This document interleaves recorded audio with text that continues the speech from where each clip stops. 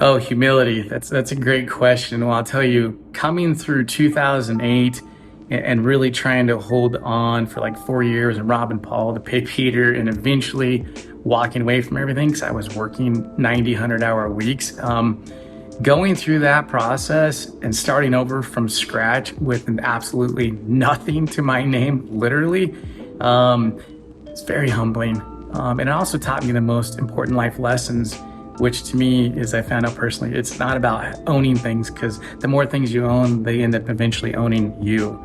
And I really think that I always call it the humble pie shit sandwich. It was like the best one I ever ate, because at the end of the day, if I wouldn't have gone through all of that loss and given everything up, I wouldn't be, the person that I am today, who really knows how to show up and serve. Because again, I've just learned the lessons of relationships are hands down the most important thing on this planet, and everything else is 100% replaceable. In fact, I've pretty much turned myself into a minimalist at this time, and I know that there are certain things that I just enjoy doing, and I'm just beyond grateful that I went through that I went through. Was it easy? No. Was it humbling? Yes.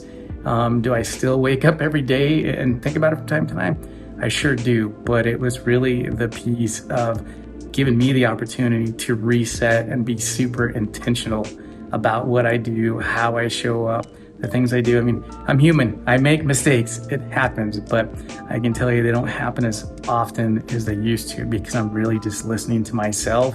And I know when I slow down and meditate and pay attention and breathe, I get back to being who I really am. And I think that's really what having humility is knowing it's like we all wear these different hats, right? Like we're a student, a teacher, and a follower. And it's about understanding when to switch those hats. And sometimes that actually happens in the same conversation. So it's just to be more aware of the present situation, the moment I'm in, and to be grateful for the things I do have. And through that, I think just humility just kind of shows up naturally.